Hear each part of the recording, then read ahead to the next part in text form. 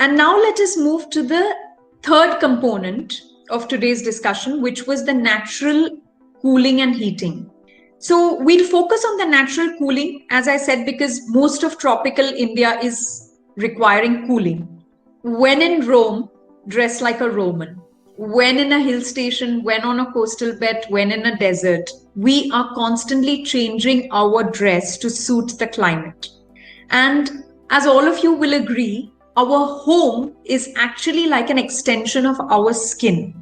So after our clothing, it is the next layer of protection for us. So if we are changing clothes to suit different climates, why isn't our house also designed for the climate in which it is situated?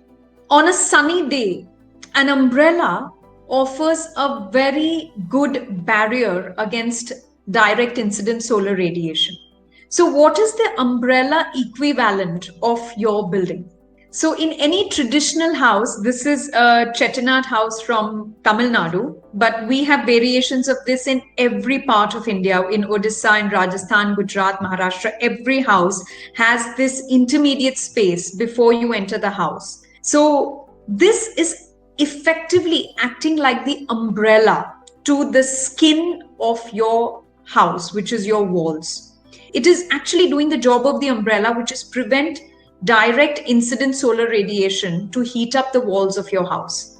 So this is, of course, an example from a heritage building. In a modern context, we have balconies and verandas.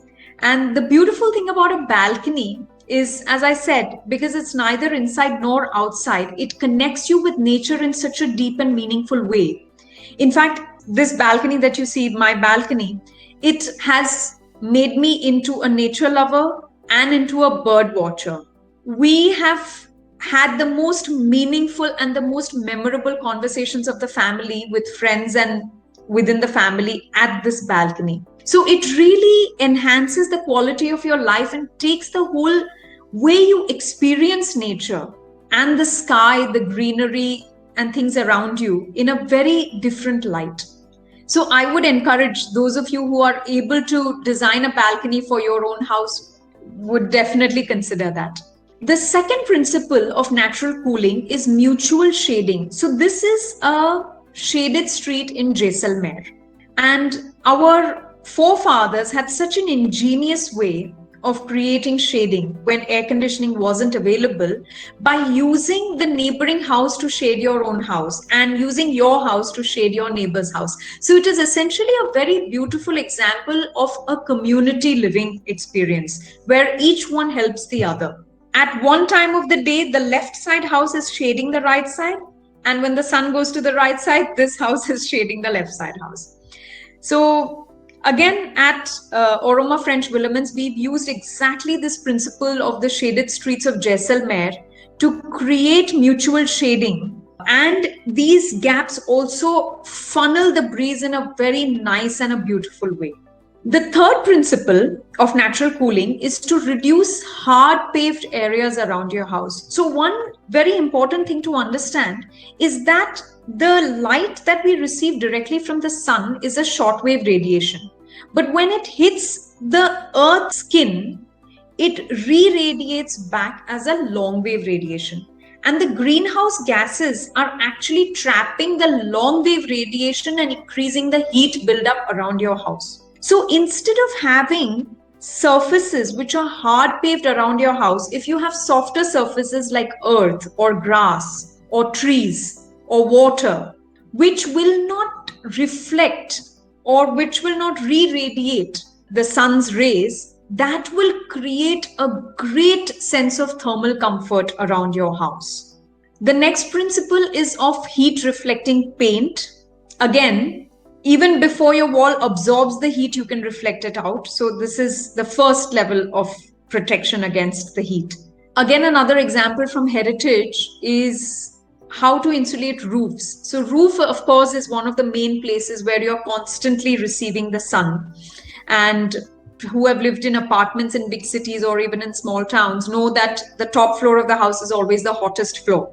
So this is one principle which we have been using like right from several hundred years of how we can create air as an insulating gap between the top surface, the weathering course of the roof, and the floor underneath. So over here, they've used upturned pots. And in the modern way, there are several heat reflecting paints which can be used for terraces and insulating tiles which can be used on the top of your terrace, such that most of the heat is reflected out before it starts building up inside your roof slab. A very beautiful material to use is water. So the reason I'm showing you this slide is for you to understand the specific heat capacity of water, which means how much heat can water hold. So if you just compare, water is at 4,200 as compared to stone and concrete, which is at 1,000, and brick, which is at 800. So this shows that water can hold 4 times the amount of heat as the same volume of stone masonry or of concrete. Now, how do we apply this principle in buildings? If you have a water body around your house, you know intuitively that your house will remain much cooler, right? So this is the principle that water is absorbing most of the sunlight, and also because it is at the floor level, it is draining heat out from your building also and storing it.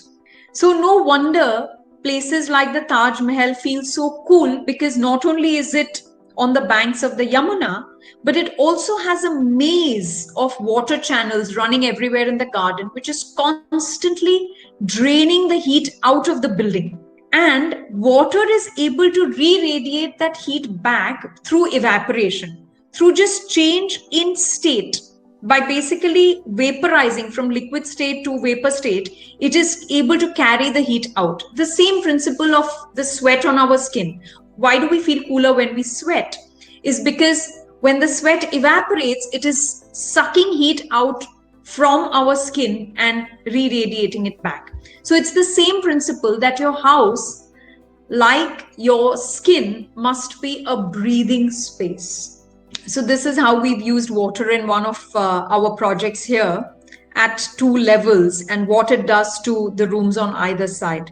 And the last principle is effective use of greenery. So this is my mom standing at her balcony.